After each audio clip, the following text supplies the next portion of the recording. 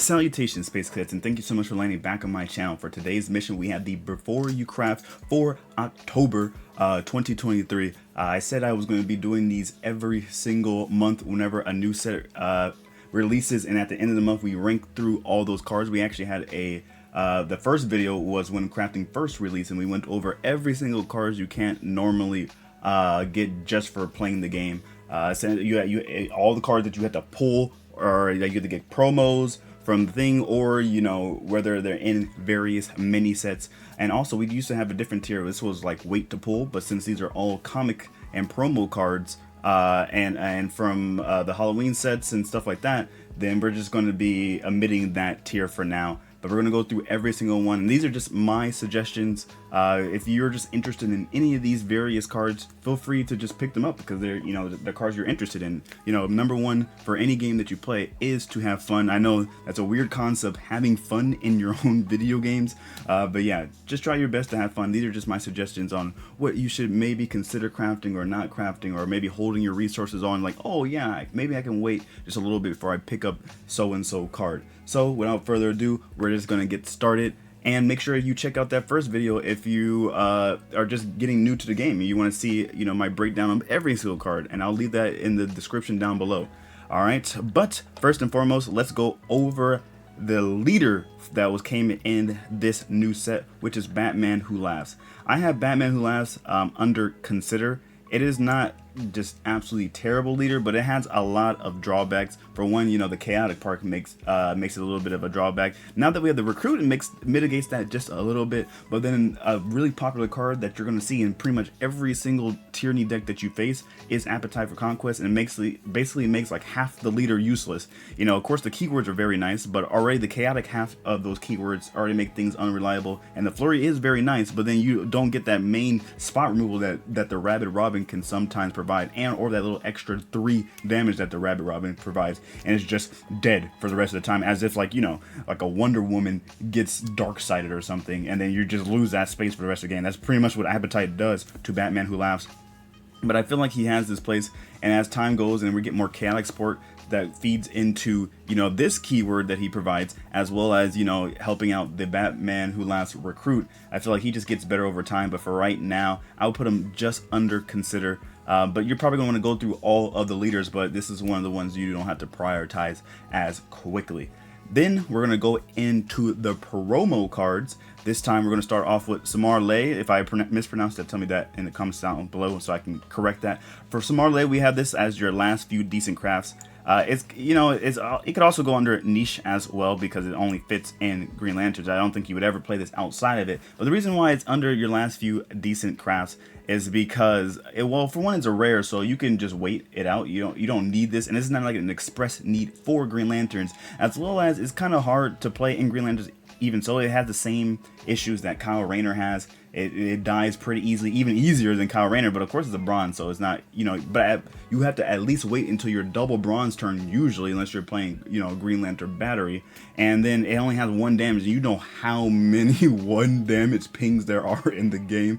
It's crazy. You're getting 1 damage pings like pretty much every single turn, so you're just never going to have the opportunity to play it unless like Simon Baz ends up hitting it with that extra health. But even sometimes you can't even control where the construct goes, so it won't even be acting as a blocker sometimes, so they might just be able to run into it. It just makes things real tough for Samarley. And then we go into Guy Gardner, which I would put under heavily considered. I feel like it's not a necessarily must craft in Green Lanterns. It's like, oh, I own this card, cool, you know what, I'll put in 1. But the flurry on himself doesn't really do anything, because he only has 4 health, and of course, yes, Lanterns can end up buffing it, but that doesn't always happen. So usually when it dies, it only has 4 health. It dies to a card that's in its own faction, which is Energy Blast. So it gets kind of it's kind of hard to justify. But the flurry keyword on a lantern in your hand, now that is really, really useful. So something that you might want to play at least one of. So that's why I would heavily consider Guy Gardner. Then we have the Batman Who Laughs Recruit. I would put this under niche for right now. This is a super rare craft, so you got to use those very sparingly. And I feel like this is not something that you really need right here, right now. There's so many other super rares that you should prioritize over the Batman Who Laughs. And like I said, you could check out the other video to know which of those super rares you should be prioritizing. We organized them from rarity as well. But yeah, the chaotic support isn't a lot. There's only like 5 chaotic cards in the entire game, so you won't be, other than the things that Batman Who Laughs leader provides, the chaotic as well. But it sometimes it might just be just a nice 9/7 body that you want to splash in, because if it lives at least one turn, you're still going to have a 9 whatever health it ends up having by the time it comes back to your turn, invincible unit, which is just nice to have. And if you just happen to be playing Batman Who Laughs leader while you're playing this recruit, then sometimes you'll just get some extra value with the invincible. So it has its niche scenarios right now, but I feel like over time it's going to go up the tiers as we get more and more support. Then we go into Barbados. For right now, I'm going to put Barbados in your last few decent crafts. Now it's probably probably closer to the top-ish, but there's so many good ultimate cards in the game that it's not garbage like some other people are making it out to be. It has its places, but it only kind of fits in one faction right now, which is Tyranny, because you can search it out with friends in high places. So if you're trying to make a deck around Barbados, you pretty much can only play it in Tyranny. Other than that, you have no reliable way of getting it to your hand. And right now it actually kind of makes Superman just a little tad bit better, because already Superman gets rid of most of the health that Barbados has. You only just need 1 more damage to get there. And then it has his other various counters, such as Darkseid and Two-Face and Ladamas and Lex Luthor leader.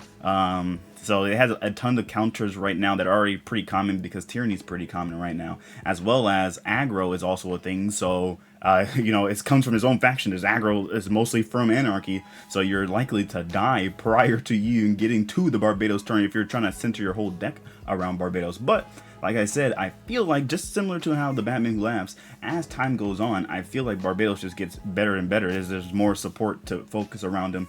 Nice cool little cards like Brick really pair well with him. Instead of destroying Brick, he actually gains power instead. And I feel like Barbados can be a real threat given time. But right now, not so much. I would save it for later. Then we have Lord Deathman. I have Lord Deathman. Oh, now we're just going into like the actual Halloween set itself. But yeah, Lord Deathman is, of course, pretty much niche. It's only going in one archetype, and that archetype is not really played right now. It doesn't have a ton of support. Really, it's just like, hey, I have Lord Deathman in my collection. Cool, I guess. But you can't even pull it, so you would literally just be having to craft it. Also, I should know, I totally forgot to mention this earlier, but a lot of these comics, like the silver tier ones, are actually going to be paid eventually.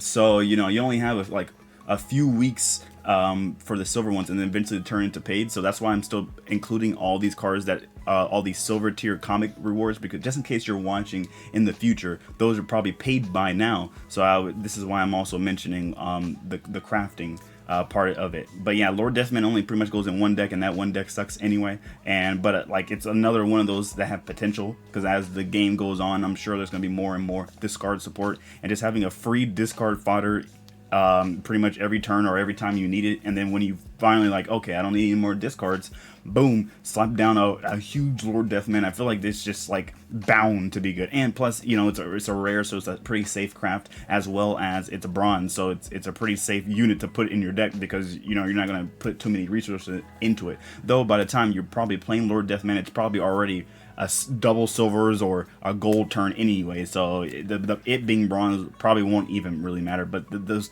few times that you're going to want to, like, oh, I just have this nice unit in my hand, I need a blocker, it's nice that it's bronze as well. Then we have Trick or Treat. Now Trick or Treat, I feel like, is the first must craft that we have so far. I feel like you're putting this in pretty much every single Anarchy deck that you have. It's just so good. It puts your opponents in a really, really hard situation. Do you give them 2 cards, which is just helps their game plan, or you give them 6 damage and likely playing it in an aggro deck since it's Anarchy already. So you're already doing 6 damage to yourself, and you're just like damned if you do, damned if you don't type situation, and it's just a terrible situation to be in. And on top of that, it's a bronze, and on top of that, it's a rare craft. Like, so that's, you just easily, this is like one of your easiest crafts in this whole entire set for this month. So I would 100% get Trick or Treat.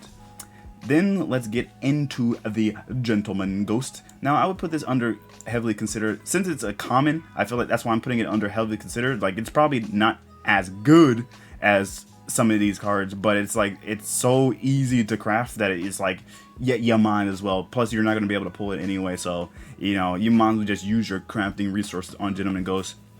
Like I said earlier for Samarley, there is just a ton of 1 damage pings. One of the most popular leader, if not the most popular leader in the game, is Batman. Then, you know, Zatan's getting a little bit more popular with the addition of Morgan Le Fay, which we're going to talk about later, who has a bunch of 1 damage AoE pings, such as, you know, Timothy Hunter and Pyromancies and Crystal Blast and all those things. So Gentleman Ghost is usually not really going to stay, and it takes up a spot on your board, and it can't protect, so you're pretty much only playing it in the middle lane. So it has a lot of drawbacks, but, you know, it does have some pretty good upsides, especially, you know, as Hunter support gets even better. It's nice to have like a Hunter that sticks on board, and you might be able to end up peacemakering it one day, and it does a lot of big damage that they can't really bypass. But so yeah, I would heavily consider Gentleman Ghost, just because it's a common, really. Then we go into Frankenstein. I put Frankenstein under consider. I don't have much experience with Frankenstein myself personally. I don't really play Might too often. Usually just more so playing Might for videos and stuff like that. But from what I hear, Frankenstein's pretty decent. You know, it's pretty much like, hey, do you want an extra steal? Essentially, just a bigger steal. I feel like steal is still probably better overall. That 1 extra health really helps with steal, as well as it's already a 5 attack. That's already clearing a lot of stuff during that point in the game. So steal is probably better overall. But once again, Frankenstein's a common, so it's just like it's a pretty free craft, honestly. Like, I would even put it in your last few decent crafts. It's probably better than a lot of those last few decent common crafts. So I would still, you know, Frankenstein, it's cool, and plus it's just another added thing if you're interested in a Black Adam deck. It's just another free things that you can just add to that deck and splash it in, right? Then we go into Andrew Bennett. This one I would put under your last few decent crafts. You know, it's probably better in Samarley, I would say, but it's so hard for it to stick on board. But if it does stick on board, you pretty much win the game. You know, if you get to that point, depending on what deck you're playing tactics already, so you're probably going to have a lot of healing in your deck. You're going to have a lot of draws, so you can probably find a lot of the stuff that you're looking for.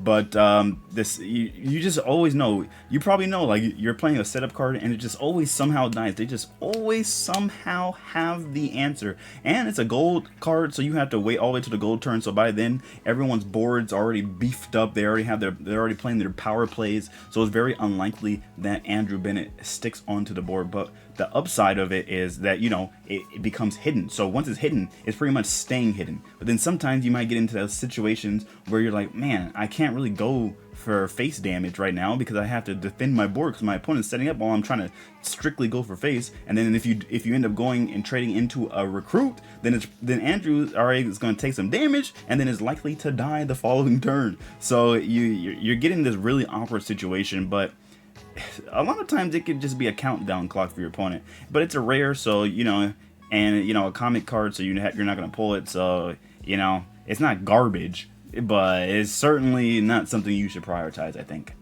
Then we get to All Hallows Eve. Now, I would put this under consider. I wouldn't say go any above that because it is a super rare. But it has its places. I feel like you're probably going to splash this into a lot of Black Adam decks if charging Black Adam is your primary goal. Because a lot of times, depending on how you build your deck, you're likely to hit those 5 attack units with All Hallows Eve. And, you know, sometimes, you know, the speed can really come in handy for closing out the rest of the game and, you know, charging Black Adam at the same time. So it definitely has its places, but considering all the supers in the entire game, I wouldn't like be like, oh, you have to 100% have this or you're gonna lose every game that you're playing Black Adam. But it's just like a nice little extra bonus if you're trying to go for that strategy. Then we're gonna go into Felix Faust. I would put this under your last few decent crafts. It's probably like close to the top of those. It definitely has its place. It already pretty much the first turn you're summoning it, it's an 8/8 body on a silver turn, so that could be pretty good. And as well as once we get more good at parting shots that really you don't really mind sacrificing. A lot of times like for something like Brainiac is a nice parting shot that has an upside, but you're probably don't want to sacrifice a Brainiac. So we need more of those like Brainiac drones or Dr. Sivana's type cars to really pair with Felix Faust that you don't mind sacrificing off. And then I feel like Felix Faust gets better and better over time. But yeah, he's really cool. But as a super rare, you're definitely don't want to craft this right here, right now. But if you're watching this like 6 months down the line and we have a ton of parting shot support or something, then you're like, okay, well then maybe Felix Faust is under niche and then maybe under consider, type of situation. You can get really out of hand really quickly, so then he gets indoctrinated and then you cry. But other than that, it's pretty good. All right, then we get into Morgan Le Fay. Now that is another must craft, usually for the archetype. But really, you're pretty much, anytime you're playing magical spells, you're probably gonna put a Morgan Le Fay into your deck.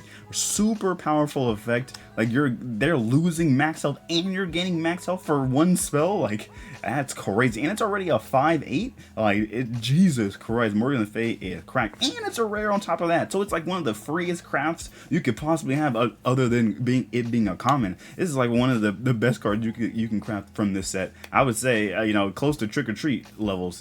It's like Morgan Le Fay, Trick or Treat. Whatever you need to do. Like Trick or Treat at least goes into more decks than Morgan Le Fay does, but Morgan Le Fay closes out games. Like 100% craft this if you are interested in Zatanna at all. Then we get into the last card here. I don't know why I accidentally included Etrigan. I don't know, I was doing this real quick. Then we have Jason Blood. Now, honestly, I want to put it under Garbo. I do, but you can't pull it. So, and they might buff this eventually. So under that consideration, I'll put this probably at the bottom of your last few decent crafts. It's like already, sure, you probably could activate. You're probably activate multiple spells during that turn, and to transform it into Etrigan. But then it's you're not going to be able to do anything until the next turn. Your opponent's probably going to stop you prior to that, or like reduce your attacks with things like tear gases, or you get indoctrinated, or some nonsense is going to happen to your Etrigan. It's just like, and if you waste all of your spells, like if you're trying to do some big power play, then it's just going to transform back into Jason Blood, and you're just like, okay, well, what's going on here? And maybe, hey, I played with it a few times. Maybe I'm just undervaluing it, but right now, it being a super rare craft, I just really would avoid crafting Jason Blood. Unless you're just like a super huge Etrigan fan, you just need to have this, then like I said, prioritize your fun over any suggestions that I possibly give.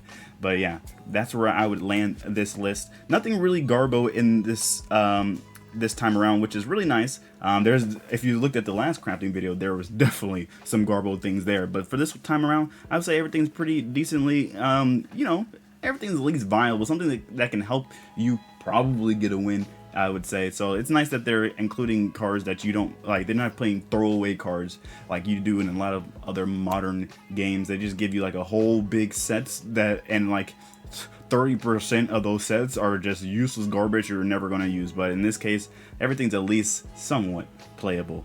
But yeah, let me know down in the comment section down below, what cards are you looking forward to in future seasons? What things do you want to see? I personally want to see Static from Static Shock. Also, the Teen Titans or Titans in general, I would love to see those. So I would love to know what you would like to see in the comment section down below. And what else would you like? Do you agree with my list? Or would you be like, oh no, actually I think this is better than you're thinking, Spacely, or this is worse than you're thinking, Spacely?